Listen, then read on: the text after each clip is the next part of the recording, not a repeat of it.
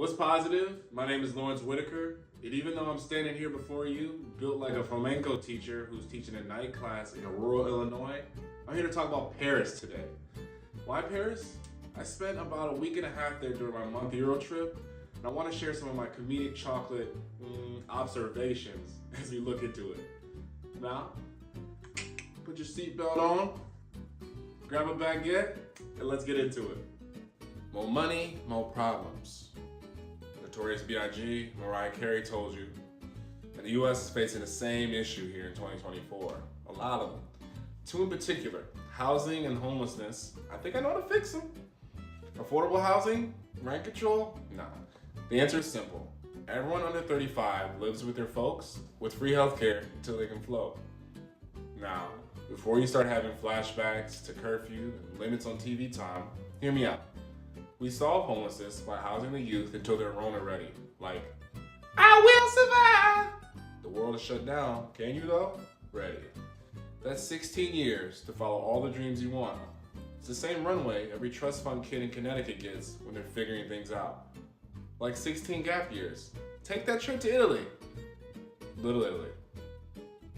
Plus, living with your parents officially gives you an extra in-home doctor in case your bike's in the shop and you can't get to urgent care.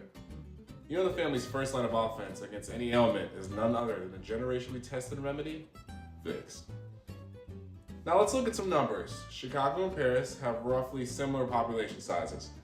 2.66 million in Chicago, 2.14 million in Paris. The homelessness rates? A different story though. In Paris, they've got around 4,277 folks. Chicago, they got 18,836 in January of 2024. That's a big difference. So what's Paris doing that we're not? They've got this unspoken under 35 live at home, no, stay your ass at home policy. Over there, 50% of people under 35 are still living with their parents. Plus they're not out here in lamb chops pulling up like it's some food. You call me a lot of shit, can't call me broke. I go lamb chop in the lamb chop. Ladies, y'all wanna eat a lamb chop in the lamb chop? Go ahead, put that shit up. They're biking everywhere. According to Condé Nast Traveler, 11% of Parisian commutes are by bike, while 4% are by car. Of course, commute in French means wandering because no one is working there. It simply means traveling to another place. They take 3-hour lunches. So maybe there's something to be said for living at home until you're 35, stacking up that money, biking to save gas at Mother Earth, and not stressing about rent. Turns out, if you eliminate the costs, you eliminate the problems. It's like Paris said, stay clean, stay home, stay broke. Hey, if it don't apply, it's time to fly. And the only way to get your wings is to stack some baguettes like Jean-Pierre or Jacques-Pierre. Imagine the Department of Family Affairs citizen request ticket categories. Did your guardians violate your personal space? And if you're the parents, you're like, do you have personal space money? Sheesh. At what point do the chores evolve? At this point, living at home becomes a trade school. The kids basically become professional house, dog, and plant keepers.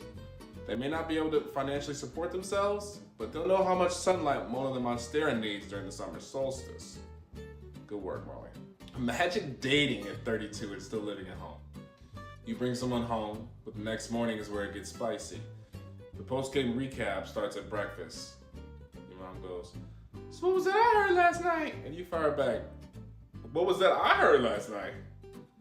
And then here goes your dad. Hey, you rocked the boat last night, son? Nah, we just watched Freebie and Chill. Really? We raised you to have better taste than that. Remind me to send you the HEO login. Let's talk about grounding. Grounding isn't gonna be where they take away your phone or car keys. It's like you can't go anywhere anyway, you're broke. So the parents gotta get more creative, like eliminating your personal space altogether. They kick you out of the house for a few days so you can get a taste of the wild. It's like a mini Mr. Beast challenge. Homeless for as long as you can stand. The longer you last, the more personal space at home. There are milestones. If you hit a month, you get a free week stay paid for by your parents. The broke version of paid time off. And let's be real. This law will lead to some cultural changes. Can't stand your parents? You better learn a trade or hustle. And every household would have to run tight. Every millennial and Gen Z and whatever else is after them would have to learn to respect authority at some level.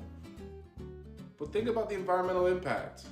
It's like France went all in on Mother Nature and said, forget the home buying parlor, Molly.